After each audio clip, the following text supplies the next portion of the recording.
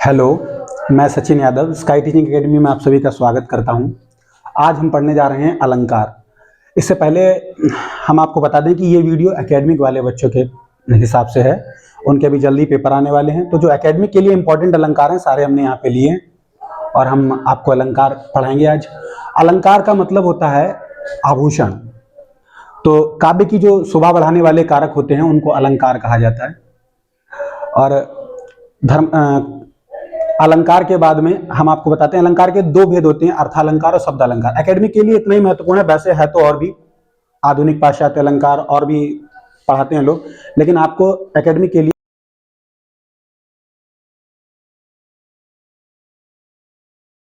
सारा। खैर, बात करते हैं अलंकार की। तो शब्द अलंकार जो हैं, इन वो अलंकार जिनमें शब्दों के माध्यम से चमत्कार उत्पन्न हो उनको शब्द अलंकार कहते हैं। जिनमें शब्दों के अर्थ के माध्यम से अलंकार चमत्कार उत्पन्न होता है जिन पंक्तियों में, उसको अर्थालंकार कहते हैं। तो अब हम देखेंगे शब्द अलंकार को। सबसे पहले बात करते हैं अनुप्रास अलंकार की। तो अनुप्रास अलंकार, जैसा कि इसके नाम से पता चलता है, अनुप्रास होता है वर्णों की आवृत्ति। वर्णों की आवृत्ति को ही अनुप्रास कहते हैं। जिन किसी पंक्तियों में वर्णों या शब्दों की आवृत्ति होती है तो वहां पे अनुप्रास अलंकार होता है। इसके भी कई भेद हैं, छेकानुप्रास, लाटानुप्रास, वृत्त्यानुप्रास, सुत्यानुप्रास। लेकिन अनुप्रास के भेदों में न जाते हुए एकेडमिक में केवल इतनी जरूरत पड़ेगी आपको, जिस पंक्ति में वर्णों की आवृत्ति एक या एक से अधिक बार होती है तो वहां पर अनुप्रास अलंकार होता है। वर्णों की आवृत्ति को ही अनुप्रास कहा जाता है। इतनी परिभाषा पर्याप्त है। अनुप्रास के एग्जाम्पल के लिए एक बहुत बढ़िया चौपाई है, तरनी तनुजा तट तमाल तरुवर बहुछाए, झुके कूल परसन हित मनहु सुहाए। इन दोनों पंक्तियों में से जो पहली पंक्ति है ऊपर वाली, उसमें तरनी तनुजा तट तमाल तरुवर बहुछाए त वर्ण की आवृत्ति कई बार हुई है, तो वहां पर अनुप्रास अलंकार है। दूसरी पंक्ति में मनहु शब्द आया है, उत्प्रेक्षा अलंकार है। खैर, अभी हम शब्द अलंकार पे फोकस करते हैं। तो प्रथम पंक्ति में अनुप्रास अलंकार है। तो अनुप्रास को आप समझ गए हैं, उम्मीद करते हैं। आगे बात करते हैं यमक अलंकार की। यमक शब्द का अर्थ होता है युग्म, जोड़ा। तो जहां कोई शब्द जोड़े से आता है या एक से अधिक बार आता है और उसका अर्थ भिन्न भिन्न होता है दो बार आकर। जैसे आपने बचपन से एक एग्जाम्पल सुन रखा होगा यमक अलंकार के लिए, कनक कनक तय सौगुनी मादकता अधिकाय, ई खाए बहुराय जगो ही पाए बहुराय। इसके अलावा हम बताते हैं यमक की परिभाषा को आपको इस तरह से लिखना है, जब कोई शब्द एक से अधिक बार आता है और उसका अर्थ भिन्न भिन्न होता है तो वहां पर यमक अलंकार होता है। और इसके अलावा एक एग्जाम्पल इसके लिए हम आपको बहुत बढ़िया सा बताते हैं, ऊधव जोग जोग हम नाही। तो जोग शब्द का प्रयोग वहां दो बार किया गया है, लेकिन पहले वाले जोग का अर्थ योग है जबकि दूसरे वाले जोग का अर्थ है योग्य। तो जोग तो कोई सार्थक शब्द नहीं है। कई बार यमक में जरूरी नहीं कि सार्थक शब्द हो, लेकिन उसके एक शब्द के दो अर्थ दिए रहेंगे तो वो यमक अलंकार होगा। ठीक है, तो ये हो गया यमक अलंकार। बात करते हैं श्लेष अलंकार की। श्लेष का मतलब होता है एक तरीके से चिपकना।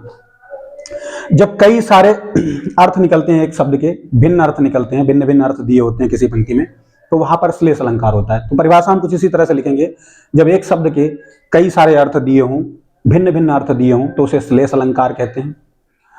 एग्जाम्पल आप सभी ने ये वाला जरूर सुना होगा, रहमन पानी राखिए बिन पानी सब सून, पानी गए न उबरे मोती मानस चून। तो इस पंक्ति में आप कहेंगे कि 3 बार पानी शब्द आया है, एक बार शब्द प्रयोग होता है, अर्थ भिन्न भिन्न होते हैं। परिभाषा ये है। तो पहली पंक्ति में जो पानी पानी शब्द आया है उससे लेना देना नहीं है, जो दूसरी पंक्ति है अलंकार वहां पर है। पानी गए न उबरे मोती मानुष चून, मतलब पानी जाने पर। तो तीनों शब्दों के लिए अलग अलग है पानी का अर्थ। मोती के लिए है चमक, और आदमी के लिए प्रतिष्ठा, मानुष के लिए, और चून के लिए, आटे के लिए जो पानी में चला जाता है तो फिर वो दोबारा बेकार हो जाता है, दोबारा यूज करने के लायक नहीं रहता है। तो इसलिए वहां पर जो पानी का अर्थ है, दूसरी वाली पंक्ति में जो पानी प्रयोग हुआ उसका अर्थ 3 तरह से लिया जाता है, मोती मानुष और चून के लिए। तो ये श्लेष अलंकार है। इसका एक दूसरा अच्छा सा एग्जाम्पल है, सुवर्ण को खोजत फिरत कवि व्यभिचारी और चोर।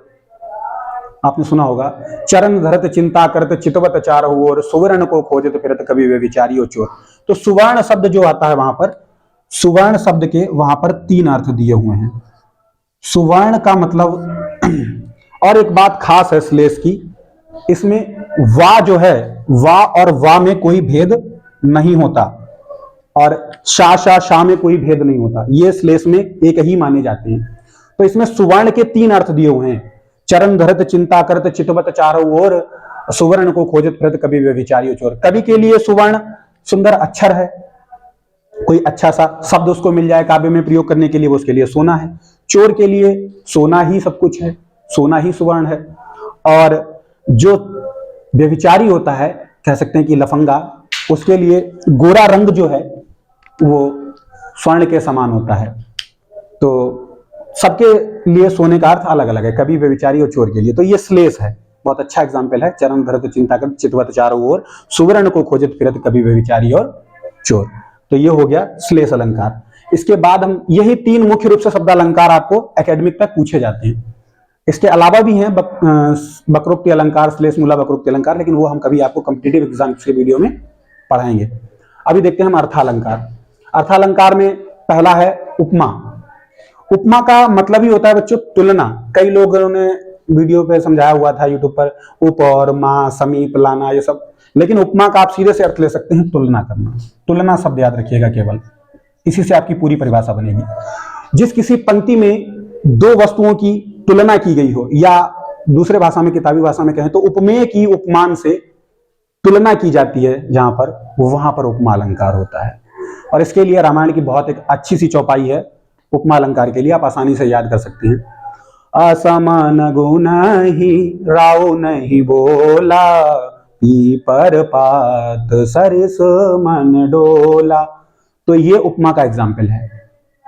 तो आपने देखा होगा सरिस शब्द आया है। उपमा में कुछ वाचक शब्द होते हैं, समान गुणधर्म, वाचक शब्द, उपमेय, उपमान, ये इसके अंग हैं, उपमा, उत्प्रेक्षा, रूपक।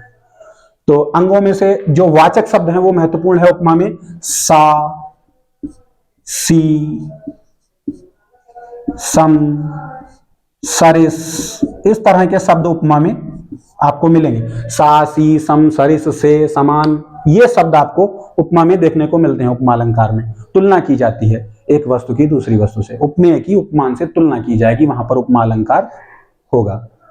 ठीक है, पहचानना बहुत ही आसान है, हाई स्कूल में पहचानने के लिए आता है। आप ये चिन्ह देखकर बड़े आराम से पहचान सकते हैं, वाचक शब्द देखकर। बात करते हैं आगे उत्प्रेक्षा अलंकार की। तो उत्प्रेक्षा अलंकार में इसको आप एक शब्द से याद रख सकते हैं, संभावना। इसके जो वाचक शब्द होते हैं वो संभावना से रिलेटेड होते हैं। संभावना, संभावना शब्द से आप उत्प्रेक्षा को याद कर सकते हैं। कैसे? उपमेय में उपमान की संभावना व्यक्त की जाती है। उपमेय में उपमान की संभावना व्यक्त की जाती है, एक वस्तु में दूसरी वस्तु की संभावना व्यक्त की जाती है। अगर हम किसी वस्तु को देख रहे हैं और उसमें किसी दूसरी वस्तु की संभावना व्यक्त करते हैं कि मानो वो ना होकर कोई दूसरी वस्तु हो, तो वहां पर उत्प्रेक्षा अलंकार होता है। संभावना, इसके वाचक शब्द होते हैं जनु जानो, मनु मानो इत्यादि। जनु जानो, मनु मानो, जानो मानो, इस तरह के शब्द दिए होंगे, उत्प्रेक्षा अलंकार होगा। संभावना व्यक्त की जाती है। एग्जाम्पल के लिए अभी आपको हमने जो अनुप्रास में एग्जाम्पल बताया था, उसकी दूसरी पंक्ति जो है, तरनी तनुजा तट तमाल तरुवर बहुछाए, इसको छोड़ दें। दूसरी पंक्ति तरनी तनुजा तट तमाल तरुवर बहुछाए, झुके कूल परसन हित मनहु सुहाए। जो मनहु शब्द आया है उसमें उत्प्रेक्षा को क्लियर करता है। वो आप अंडरलाइन करके अपने एग्जाम में इसी तरह से लिख सकते हैं मनहु शब्द को, कि ये उत्प्रेक्षा, यहां पर उत्प्रेक्षा अलंकार है पंक्ति में। तो ये हो गया उत्प्रेक्षा अलंकार। इसके बाद बात करते हैं रूपक की। जो रूपक अलंकार है, इसमें क्या होता है, भेद रहित आरोप किया जाता है। मतलब यहां तुमको ये जो वाचक शब्दों की बात हमने की है, संभावना, उत्प्रेक्षा में और उपमा में, सासी, सम, सरिस इत्यादि वर्ड उपमा के हैं वाचक शब्द, और उत्प्रेक्षा के जनु जानो, मनु मानो, जानो मानो इत्यादि। रूपक में ये गायब हो जाते हैं। रूपक में सीधे सीधे एक वस्तु को दूसरी वस्तु बता दिया जाता है, मतलब उपमेय को उपमान बता देना, तो वो हो जाता है रूपक अलंकार। और इसके लिए बहुत अच्छी सी चौपाई है रामायण की, एग्जाम्पल के लिए।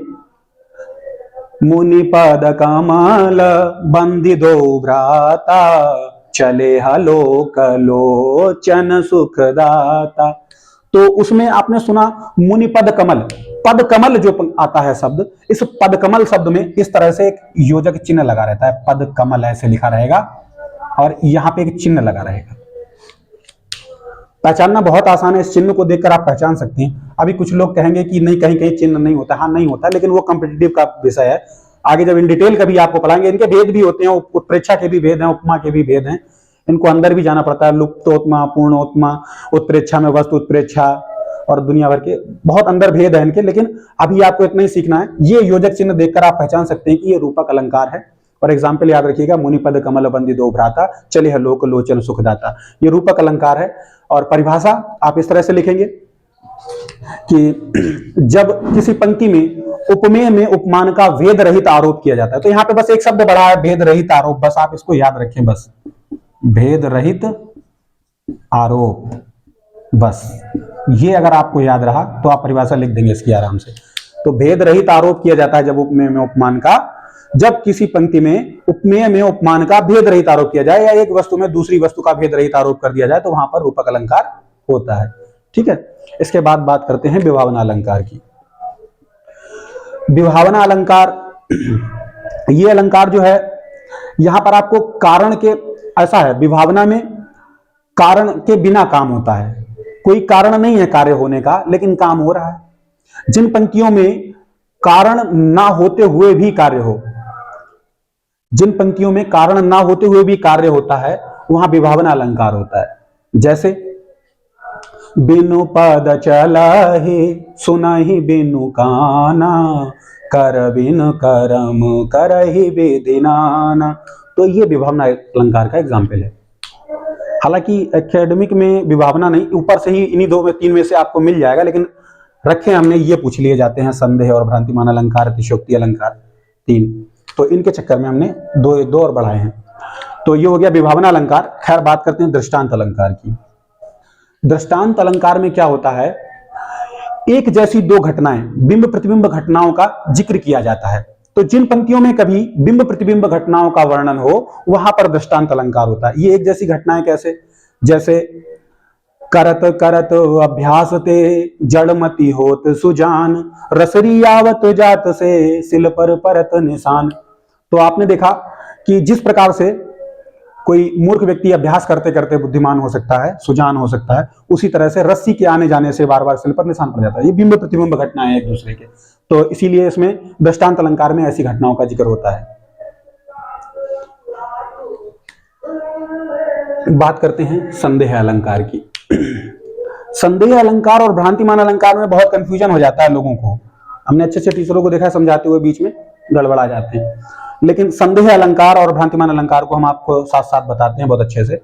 देखिए संदेह क्या है, जब आपको ये डिसाइड ना हो पाए कि पहली वस्तु है या दूसरी, भ्रम हुआ किसी 2 वस्तुओं में कि पहली वस्तु है या दूसरी, अब ये डिसाइड नहीं हो पा रहा, तो संदेह बना रहता है, ये संदेह अलंकार होता है। और भ्रांतिमान, भ्रमवश आपने किसी एक वस्तु को दूसरी वस्तु मान ही लिया, तो वो भ्रांतिमान अलंकार है। तो जिन पंक्तियों में संदेह बना रहता है, पहली वस्तु है या दूसरी, यह निश्चित नहीं हो पाता, तो वहां पर संदेह अलंकार होता है। एग्जाम्पल के लिए हम आपको संदेह के बताते हैं, नारी बीच सारी है कि सारी बीच नारी है, नारी ही की सारी है कि सारी ही की सारी है। ये एक फिल्मी डायलॉग भी है, गोविंदा की एक पिक्चर में हमने सुना था। तो ये संदेह अलंकार में लिखा जा सकता है। और एक और है एग्जाम्पल, रामायण से आता है, अंगूठी को लेकर है, हनुमान जी जब अंगूठी गिराते हैं,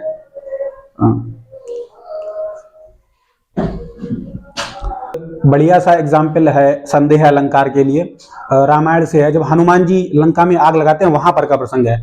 क्यों देव व्योम बीथिका भरे हैं भूरि धूम केतु, क्यों देव व्योम बीथिका भरे हैं भूरि धूम केतु, क्यों देव चली सान कृषाणु सी रस भारी है। अरे थोड़ा सा भूल रहे हैं इस एग्जाम्पल को, तरवार सी उघारी है, इस तरह से है वो एग्जाम्पल। तो हो जाता है कभी कभी भूल गए हैं उस एग्जाम्पल को, लेकिन हाँ, क्यों देव में बीथिका भरे हैं भूरि धूमकेतु, वीर रस वीर तरवार सी उघारी है। इस एग्जाम्पल को आप देखिएगा, रामायण का ही है, बहुत अच्छा एग्जाम्पल है संदेह के लिए। वहां पे ये निश्चय नहीं हो पाता कि ये हनुमान जी की पूछ है, लंका वासियों को ये पता नहीं लग पाता पूछ है कि कोई धूमकेतु जा रहा है, कि किसी वीर ने अपनी तलवार निकाली हुई है, क्या है कि बिजली चमक रही है या इंद्रधनुष है। इस तरह से उसका कुछ स्पष्टीकरण दिया रहता है, संदेह अलंकार। और खास बात यह है कि ये पता नहीं चल पाता पहली वस्तु है या दूसरी वस्तु। और भ्रांतिमान अलंकार के लिए भ्रमवश जब एक वस्तु को दूसरी वस्तु मान लिया जाए, निश्चित कर दिया जाए कि ये नहीं ये है, भ्रम हो जाए ऐसा, तो वो हो जाता है भ्रांतिमान अलंकार। तो भ्रांतिमान अलंकार के लिए बढ़िया एग्जाम्पल है, बिल विचार प्रवसन लगे नाग सुंड में व्याल, ताहु कारी भ्रम लियो उठाए उत्ताल। ये एग्जाम्पल है भ्रांतिमान अलंकार के लिए। बात करते हैं अतिशयोक्ति अलंकार की। अतिशयोक्ति अलंकार, जहां बढ़ा चढ़ाकर मानवीय मर्यादाओं का उपहास करके कोई बात कही जाती है, वहां पे अतिशयोक्ति अलंकार होता है। एक पंक्ति कही जाती है, हनुमान की पूछ में लग ना पाई आग, लंका सारी जल गई गए निशाचर भाग। तो ये अतिशयोक्ति अलंकार है। अंतिम बात करते हैं विशेषोक्ति अलंकार की। ठीक इसी तरह से जैसे ये आपका कहा गया विभावना अलंकार होता है, इसमें कारण के रहते हुए मतलब कारण के अभाव में कार्य होता है, और यहां कारण होते हुए भी कार्य नहीं होता। बस इतना सा अंतर है। विभावना अलंकार जहां जिन पंक्तियों में कारण विद्यमान हो लेकिन कारण के अभाव में कार्य हो रहा हो, वहां विभावना अलंकार। और विशेषोक्ति अलंकार जहां कारण तो है लेकिन कार्य नहीं हो रहा है, वहां पर विशेषोक्ति अलंकार होता है। जैसे मेरे नैना सावन भादों फिर भी मेरा मन प्यासा, तो ये विशेषोक्ति अलंकार है। तो आपने देखे एकेडमी के लिए जितने भी महत्वपूर्ण अलंकार थे मैंने सभी आपको बताए हैं, और ये वीडियोस अभी हम एकेडमिक के बच्चों के हिसाब से डाल रहे हैं, उनको अपने पेपर में मदद मिल सके। और इसी पीढ़ी में हम आगे भी वीडियोस अपलोड करते रहेंगे। आप इस चैनल को एकेडमिक के बच्चों तक पहुंचाएं। और नमस्कार, मैं सचिन यादव आपसे विदा लेता हूं।